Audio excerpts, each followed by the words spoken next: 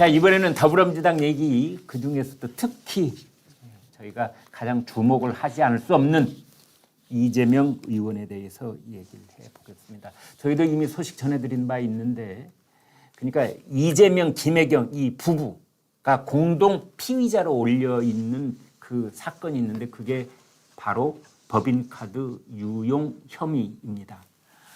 그런데 그것과 관련되어서 그 왜 김혜경 씨 몸종 역할을 했던 배모 씨라는 여성이 있지 않습니까? 경기도 총무과 5급 공무원이라고 저희가 이제 표현을 했던 배모 씨가 있는데 그 사람의 남자친구인지 연인인지는 잘 모르겠습니다만 김모 씨라는 사람이 있습니다. 둘이 나이가 46살로 똑같은데요. 이 사람이 자기 개인 카드를 빌려줘서 법인 카드를 돌려막지 하는데 쪼개기를 하는데 이제 도움을 줬던 사람이 참고인 신분으로 와서 경찰에 조사받고 난 뒤에 스스로 목숨을 끊어버린 겁니다. 그래서 어찌됐건 그 과정이야 어찌됐건 차치하고서라도 이재명 의원이 도의적인 측면에서라도 이 죽음에 대해서 뭔가 얘기를 좀 해야 되는 것 아니냐 그랬는데 여기에 대해서 이재명 의원이 얘기를 하기는 했습니다. 뭐라고 그랬죠? 네, 아마 다 시청자분들 아실 것 같긴 한데요. 주말 사이에 엄청 화제가 됐었죠. 예. 나와 관계없는 일이다. 에? 또 무당의 나라냐 이런 얘기까지 했습니다. 무당은 왜 나옵니까? 이제 자세하게 설명드리면요. 네. 그 30일 강릉시에서 지지자들하고 토크 콘서트를 열었다고 합니다. 네. 이 자리에서 이재명 의원이 저와 아무 관계 없는 사람이 검찰, 경찰의 강압수사를 견디지 못하고 돌아가신 분도 있다. 네. 이재명과 무슨 상관이 있느냐. 예. 아무 관계도 없는 일을 특정인한테 엮는다면서 나라가 무당의 나라가 돼서 그런지 이런 얘기를 했습니다. 네. 이게 윤석열 대통령 그다음에 그 부인 김건희 여사와 관련된 무속 논란이 있었잖아요. 그걸 겨냥한 발언으로 지금 해석되고 있습니다. 그다음에 뭐 염력 이런 네네. 얘기 그뭔 얘기예요 그건? 저는 염력도 없고 주술도 할 줄 모르고 장풍도 쓸 줄 모른다. 이런 어처구니 없는 세상은 상식적인 세상으로 만들어야 한다. 이런 얘기를 했다고 합니다.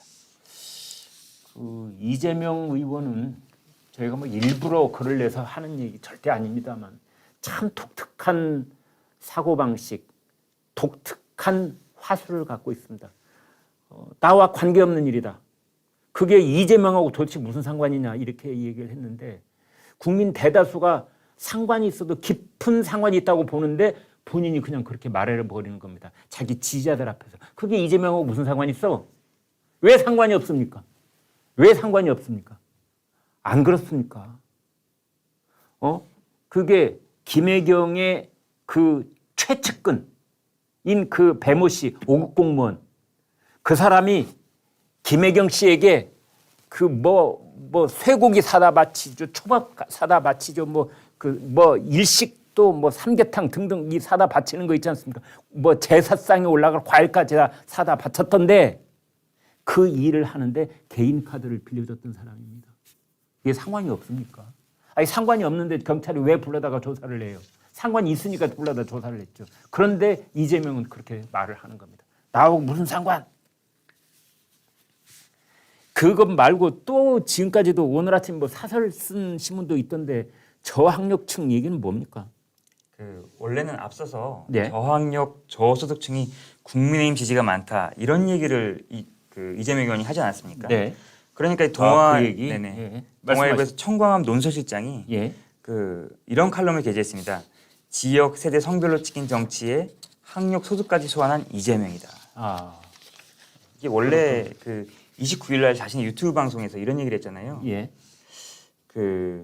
고학력 고소득자들 소위 부자라고 불리는 분들이 우리 지지자들이 더 많습니다. 네. 저학력의 저소득층이 국힘 지지자가 더 많아요. 안타까운 현실인데 언론 때문에 그렇다. 이런 얘기를 했었습니다. 또 이 언론은 왜 또 끌어다 거기 붙입니까? 네. 정말 좀 이해가 안 되는데요. 지금 뭐 공영방송이라고 할 수 있는 것들이 모두 이재명 지지를 하거나 윤석열 대통령을 엄청 비판하고 있지 않습니까? 네. 이런 언론과는 상당히 문제가 있는 것이죠. 아니 여러분 잘 아시는 것처럼 문재인 정권 5년 동안에 우리나라 공영방송, 우리나라 지상파 방송 누구 편이었습니까? 네? 라디오 방송 누구 편이었습니까? 뭐 교통방송까지 말할 필요도 없지요. 그런데 이제 와서 언론 탓이라고요? 이재명 의원이 말하는 이 이재명 의원 머릿속에 들어있는 생각과 그 말하는 방식, 아무리 내재적 접근을 해보려고 그래도 저는 아무튼 납득 불가입니다. 그리고 그 팩트도 정확하지가 않습니다. 사실은 그 오늘 홍영님이라고 조선일보 여론 전문 기자가 쓴 칼럼을 보면은 원래는요 2017년 6월 그러니까 대통령 선거 한 달, 대통령 선거 뒤 한 달 그때 여론조사를 보면은 중상층 상류층보다 중하류층이 문재인 정부를 훨씬 더 많이 지지했습니다. 민주당 훨씬 더 많이 지지했어요. 47%. 그런데 그것이 점점 떨어지기 시작합니다. 왜 떨어졌습니까? 이른바 소득 주도 성장. 그다음에 최저임금. 그다음에 부동산 정책 실패. 이것들이 부자들 못 살게 만들었습니까? 아닙니다. 이것들 때문에 저소득층 그리고 영세한 소상공인들 이 사람들만 그냥 삶을 엉망진창으로 만들어 놓은 겁니다. 그래서 그분들의 지지율이 떠난 거예요. 근데 그거를 이재명 의원은 살짝 바꿔서 얘기하는 아무튼 살짝 바꿔서 얘기하는 거에 구단입니다. 구단. 저희 오늘 썸네일이 네. 남타병, 찌병 걸렸다 뭐 이렇게 했었는데요. 예. 이 12월 초 대선 과정에서도 가족사 논란이 됐을 때 비천한 집안에서 더러운 게 많이 나온다. 저를 탓하지 말아달라. 제 탓이 아니라고 했고 예. 또 그 아들이 그 마사지 업소 다닌 게 나왔을 때 아들도 남이라고 하지 않았습니까? 아무튼 그 저는 이런 생각이 듭니다. 이재명 의원은요 본능적으로 어떤 사안이 터지면 바로 피하 구별을 해서 적군과 아군 이렇게 진지를 구축을 합니다. 그래서 거기다가 이제 적진에다가 덮어 씌우기 프레임을 작동을 시키고 이제 그것을 저희가 이렇게 큰 줄거리로 보면은 정권 초기에는 이명박 박근혜 정부 탓으로 돌리는 겁니다. 앞선 정부 탓으로 돌리는 겁니다. 자기네들의 정권을 잡았을 때. 그런데 이제 후로 넘어가고 뭐 이렇게 되면은 그 탓을 할 수가 없잖아요. 그때는 언론 탓을 합니다. 그 뭐 시간이 지나니까 저도 이렇게 손바닥 보듯 할 수 있을 것 같아요. 그런데 최근에는 지금 민주당 내에서 이재명 의원이 원성을 싸고 있는데 뭐 욕할 수 있는 채널 만들자고 그랬다면서 이거 뭔 말입니까? 이게 일종의 그 문자 폭탄을 제도화하려는 거 아니냐 뭐 이런 비판이 나오고 있는데요. 어떻게 해요? 그 이재명 더불어민주당 의원이 예. 의원들을 비난할 수 있는 공식 통로를 만들어서 문자 폭탄의 부작용을 개선하자 이런 얘기를 했다고 합니다. 허허 그런 게 있어요? 그 이제 당원들이 당의 의사를 표현할 통로가 없다. 네. 그래서 의원들의 번호를 알아내서 문자를 보내는 것이다. 문자 폭탄을 하는 것이다. 네. 그러니 당의 온라인 플랫폼을 만들어서 욕하고 싶은 의원을 비난할 수 있게 오늘의 가장 많은 비난을 받은 의원 또 가장 많은 항의 문자를 받은 의원 등을 공개하고자 한다. 이런 얘기를 했습니다. 그러니까 쓰레기 하치장이 아니라 욕설 하치장을 따로 만들자? 예, 그렇습니다.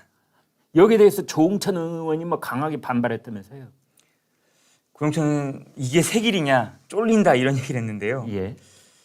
그 강성 당원들 생각과 다른 발언할 가능성이 나는 소신파인 나는 예. 영업사원 실정 막대 그룹을 쳐다보는 것 같아 쫄리지 않을 수 없다 이런 얘기를 했습니다. 그렇군요. 이제 더불어민주당 내에서도 가끔 당 내부를 향해서 쓴소리를 하는 의원들이 있는데 뭐 몇 사람 꼽을 수 있지 않습니까?